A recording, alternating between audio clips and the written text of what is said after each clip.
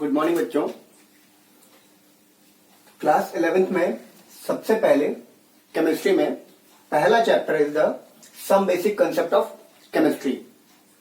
देखिए, जो बच्चे 10th पास करके 11th में जा रहे हैं, अब उनके पास केमिस्ट्री में दो एनसीईआरटी की टेक्स्ट बुक पढ़नी है उन्हें। एक एनसीईआरटी पार्ट 1 और दूसरा एनसीईआरटी पार्ट 2। कुछ चैप्टर्स एनसीईआरटी पार्ट 1 में है और कुछ चैप्टर एनसीईआरटी पार्ट 2 में है। Total number of chapters is your 14। हम केमिस्ट्री को 3 पार्ट में पढ़ने वाले हैं इस स्टैंडर्ड पर। केमिस्ट्री को हम लोग 3 पार्ट्स में यहां पढ़ेंगे। तीनों पार्ट्स के हमारे पास नाम क्या क्या हैं? पहले वाले को हम बोलेंगे फिजिकल केमिस्ट्री, फिजिकल। दूसरे वाले को हम लोग बोलेंगे इनऑर्गेनिक केमिस्ट्री, इनऑर्गेनिक।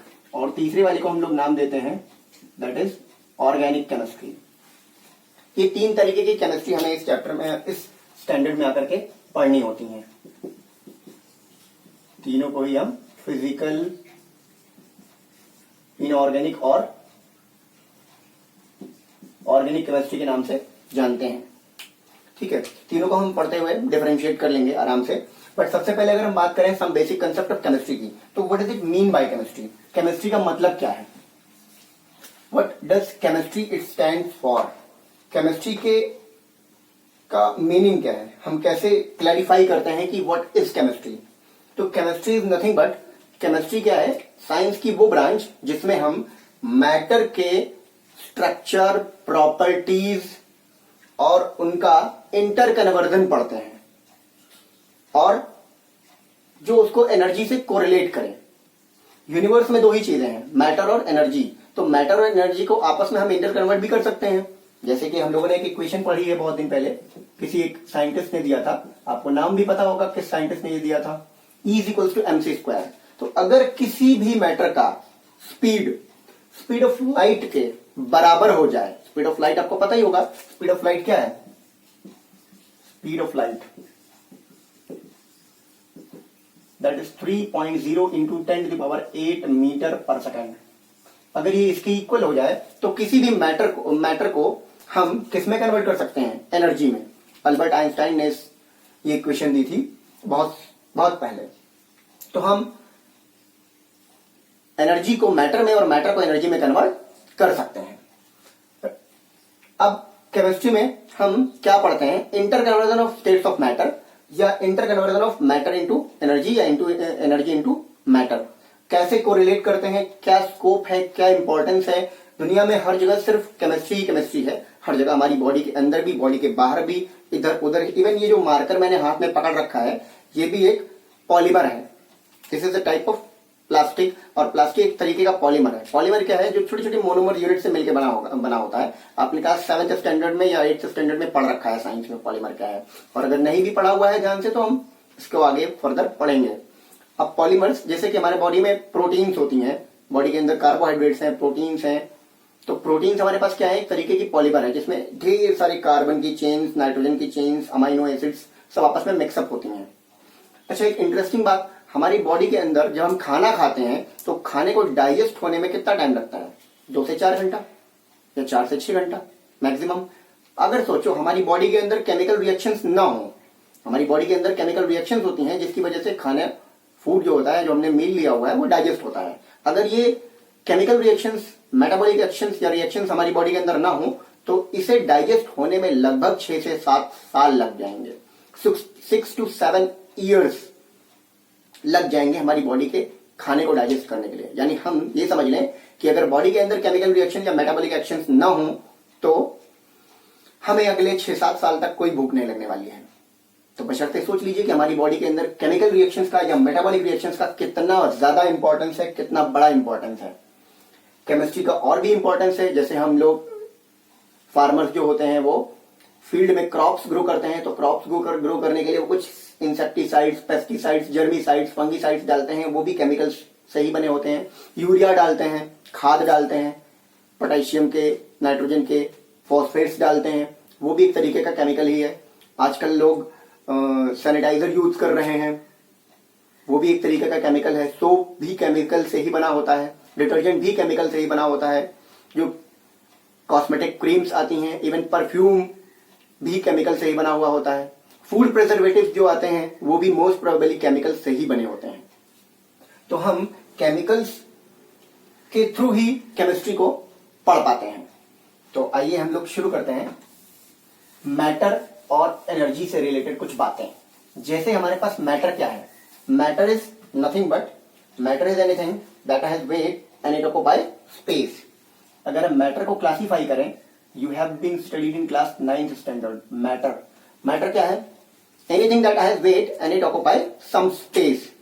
अगर किसी चीज के पास कुछ स्पेस जो वो ऑक्यूपाई करता है और उसके अंदर कुछ मास है या वेट है तो वो मैटर कहलाता है, यानी उस पार्ट को हम मैटर कहते हैं। यूनिवर्स में दो ही चीजें हैं, मैटर और एनर्जी। तो मैटर को हम दो पार्ट में क्लासिफाई कर लेते हैं। सबसे पहली बात, एक हम फिजिकल क्लासिफिकेशन इसका करेंगे और दूसरा केमिकल क्लासिफिकेशन करेंगे। फिजिकल और केमिकल क्लासिफिकेशन। पहला चीज हम बोलेंगे फिजिकल क्लासिफिकेशन। आज हम इस चैप्टर का सिर्फ इंट्रोडक्शन लेंगे, introduction of the chapter. Physical classification क्या है, और दूसरा चीज है केमिकल क्लासिफिकेशन।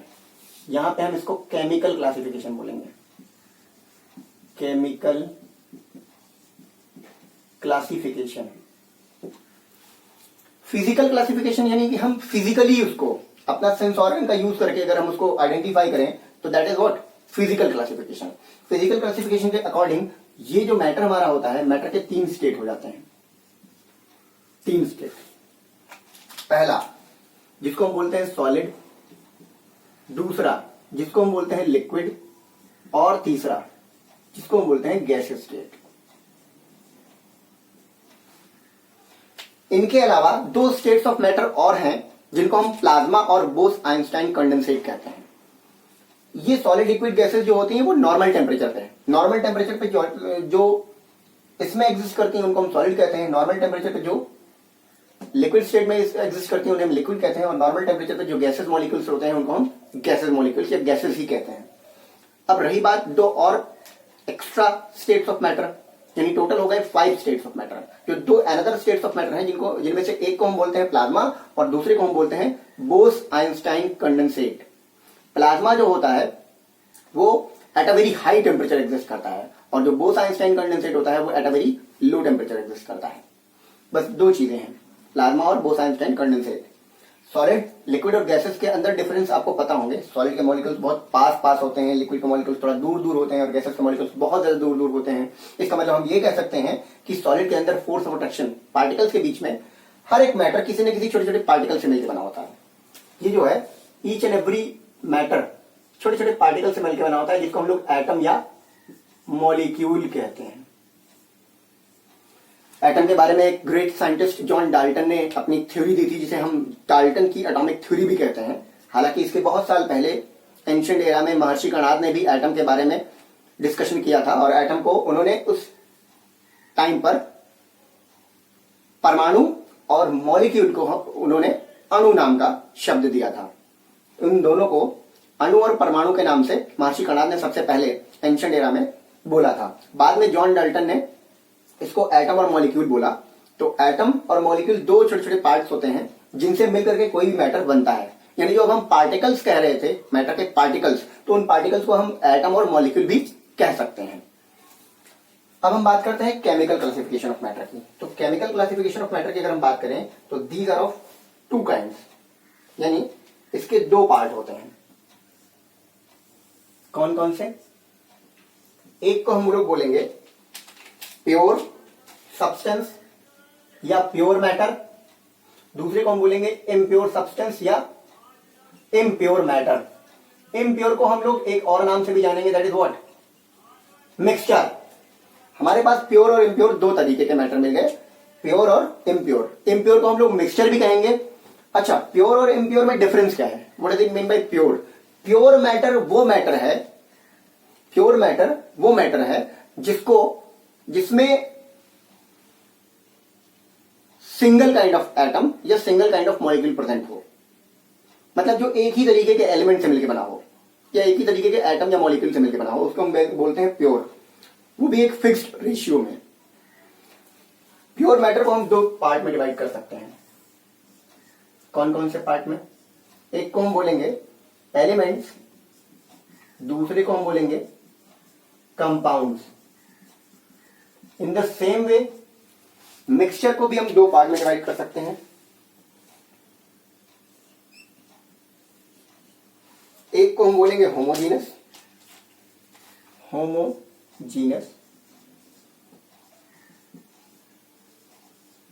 और दूसरे को हम बोलेंगे हेट्रोजीनस।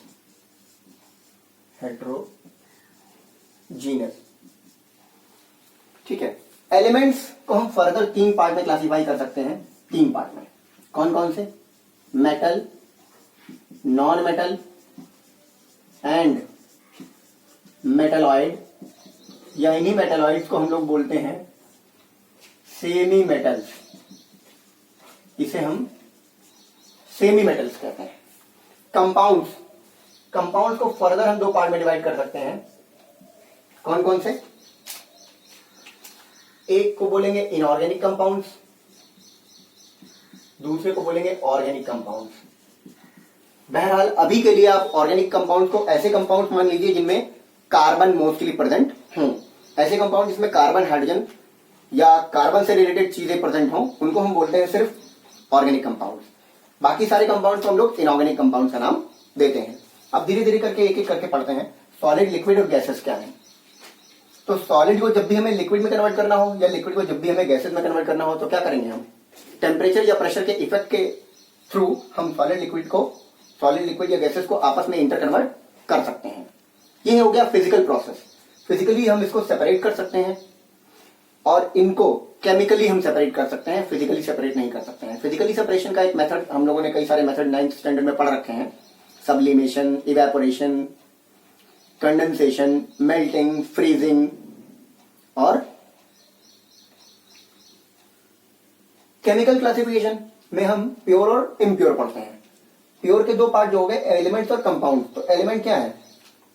वो छोटी से छोटी स्पीशीज या वो छोटा से छोटा पार्टिकल ऑफ मैटर जिसको हम उससे भी छोटे पार्टिकल में तोड़ नहीं सकते। यानी एटम के दो पार्ट हो गए। क्या? एलिमेंट्स के दो पार्ट हो गए, एटम्स। और कंपाउंड किससे मिलकर बने होते हैं? मॉलिक्यूल से। अगर हम एलिमेंट्स की बात करें तो एलिमेंट्स छोटे छोटे पार्टिकल से मिलकर बना होता है, उसको हम बोलते हैं एटम।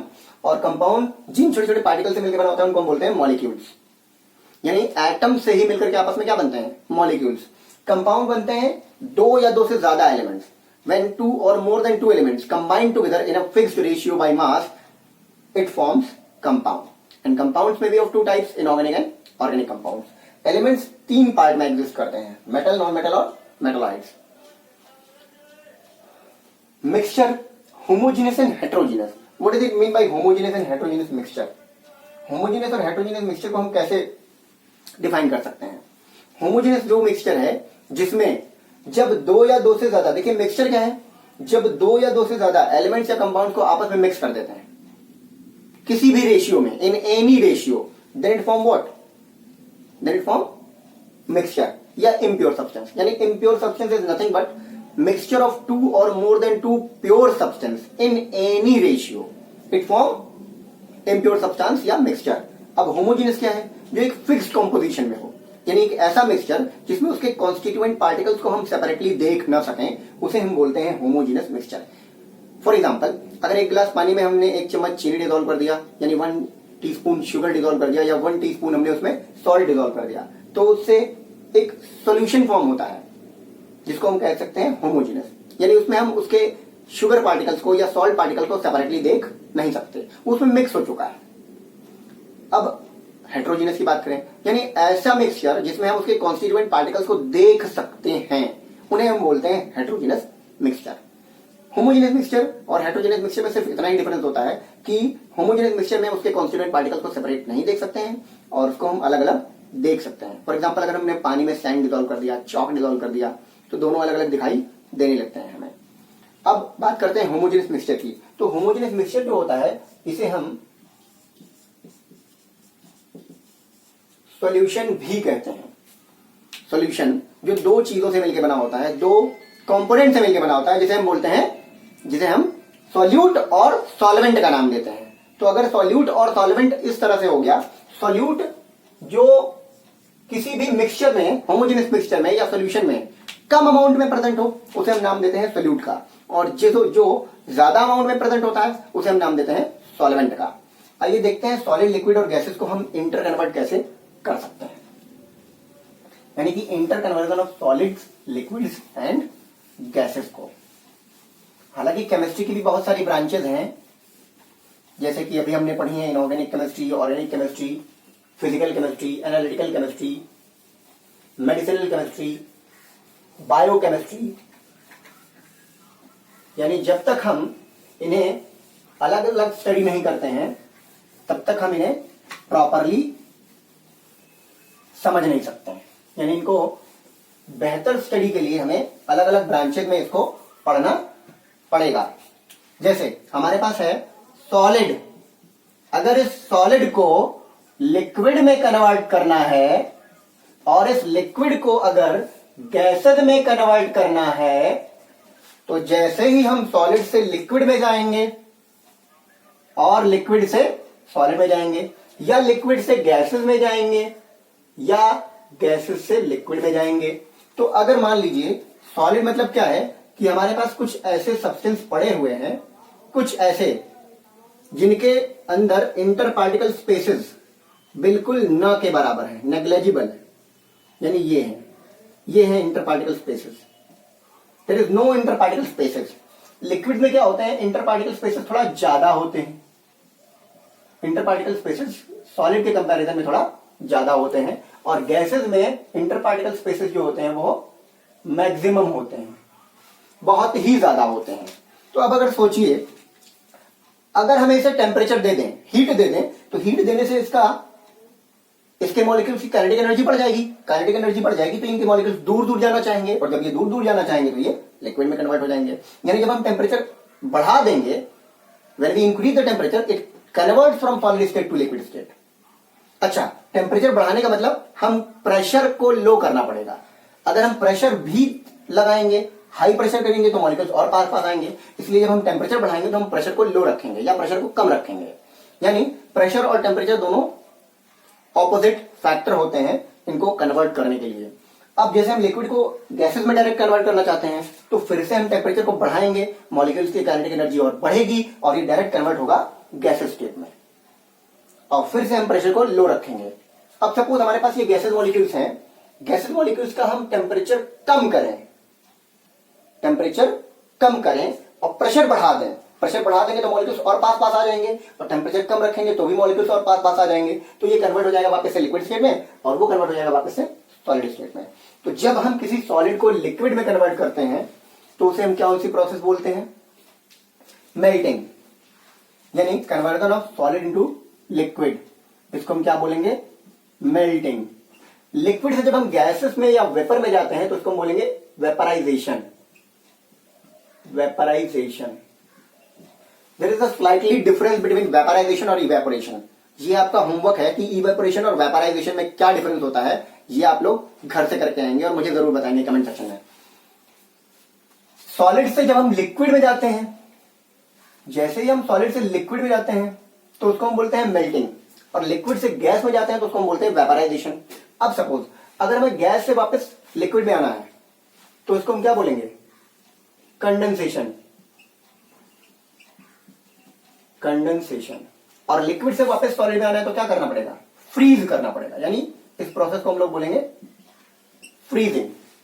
अच्छा, इनके अलावा कुछ सब्सटेंस ऐसे भी होते हैं, substances available that directly convert from solid state to gases state. यानी कुछ सब्सटेंस ऐसे होते हैं जो डायरेक्ट कन्वर्ट हो जाते हैं सॉलिड से गैसेस में। इस प्रोसेस को हम लोग नाम देते हैं व्हाट, सब्लिमेशन। इस प्रोसेस को हम लोग सब्लिमेशन का नाम देते हैं। जैसे कैम्फर यानी Kapoor, iodine, ammonium chloride, naphthalene, anthracene, these are the molecules, these are the substances that convert directly from solid state to gaseous state without undergoing any liquid state। यानी ये molecules या ये compounds कुछ ऐसे compounds होते हैं जो solid से डायरेक्ट गैसेस में कन्वर्ट हो जाते हैं बिना लिक्विड में गए हुए। अब हम बात करते हैं, हमारे पास दो चीजें आई थी, एटम्स और मॉलिक्यूल्स। हालांकि ये चैप्टर आप लोग क्लास 9 स्टैंडर्ड में पढ़ चुके हैं, एटम्स क्या है? एटम एलिमेंट्स के छोटे छोटे छोटे वो टुकड़े जिनको हम एटम का नाम देते हैं। जैसे हालांकि एटम जो होते हैं वो छोटे छोटे पार्टिकल से मिलकर बने होते हैं जिन्हें हम बोलते हैं एटम्स। एटम्स और जो कंपाउंड होते हैं वो छोटे छोटे छोटे छोटे पार्टिकल से मिलकर बने होते हैं जिन्हें हम बोलते हैं मॉलिक्यूल्स। इनकी फर्दर स्टडी हम लोग एटम्स एंड मॉलिक्यूल्स की फर्दर स्टडी एटॉमिक स्ट्रक्चर नाम के चैप्टर में करने वाले हैं। तो एटम क्या है और मॉलिक्यूल्स क्या है? मॉलिक्यूल्स कंपाउंड्स की छोटी यूनिट, यानी हम ये कह सकते हैं कि एलिमेंट्स की जो छोटी यूनिट है उसको हम बोलते हैं एटम, और कंपाउंड्स की जो सबसे छोटी यूनिट है उसको हम बोलते हैं मॉलिक्यूल्स। यानी एटम से मिल करके मॉलिक्यूल्स बनते हैं। अगर हम एटम के एग्जांपल देखें, hydrogen, lithium, helium, nitrogen, oxygen, phosphorus, sulphur, sodium, potassium, boron, carbon, these are the examples of atoms. But when we talk about molecules, तो molecules क्या है? Nothing but some atoms का आपस में एक fixed composition। जैसे कि अगर हम हाइड्रोजन का मॉलिक्यूल लिखें that is H2, नाइट्रोजन का मॉलिक्यूल लिखें that is N2, फास्फोरस का मॉलिक्यूल लिखें that is P4। कुछ मॉलिक्यूल्स ऐसे होते हैं जो दो एटम से मिलकर बने होते हैं, यानी जो दो एटम के साथ मिलकर बने होते हैं। कुछ मॉलिक्यूल्स ऐसे होते हैं जो दो से ज्यादा एटम से मिलकर बने होते हैं। अब इस बेसिस पर हम मॉलिक्यूल्स को कई पार्ट्स में डिवाइड कर सकते हैं। On the basis of this we can divide molecules further into different different parts. जैसे कुछ ऐसे होते हैं जो एक ही एटम से मिलकर बने होते हैं, मोनो एटॉमिक, यानी ऐसे मॉलिक्यूल जो सिंगल एटम में एग्जिस्ट करते हैं। कुछ ऐसे होते हैं जो डाई एटॉमिक होते हैं, यानी कुछ ऐसे मॉलिक्यूल जो दो एटम से मिलकर बने हैं, और कुछ ऐसे होते हैं जो दो से ज्यादा मिलकर बने होते हैं जिन्हें बोलते हैं poly atomic molecules. Poly atomic molecules, poly atomic molecules. ठीक है, एग्जांपल देखते हैं। मॉलिक्यूल्स के फर्दर एग्जांपल्स हैं हीलियम, नियॉन, ये सब क्या है? ये सब एग्जांपल्स हैं मोनो एटॉमिक के, और ये सब फर्दर एग्जांपल हैं डाई एटॉमिक के। जैसे helium, neon, argon, sodium, calcium, ये सब क्या है? ये सब सिंगल मतलब एक ही एटम में एग्जिस्ट करते हैं, इसलिए इनको हम मोनो एटॉमिक मॉलिक्यूल भी कहते हैं। डाई एटॉमिक क्या है? N2, H2, O2 etcetera. Polyatomic molecules क्या है? जैसे HCl। अच्छा, HCl भी क्या है? डाइएटॉमिक मॉलिक्यूल है। HCl क्या है? डाइएटॉमिक मॉलिक्यूल है। और इनके अलावा यहां पर है NH3, NH4Cl और CaCl2। ये सारे एग्जांपल्स हमारे पास कैसे हैं? पॉलीएटॉमिक मॉलिक्यूल्स के। तो आज हम यहीं तक रखते हैं, अगली क्लास में हम इसके आगे फर्दर स्टडी करेंगे। Thank you so much.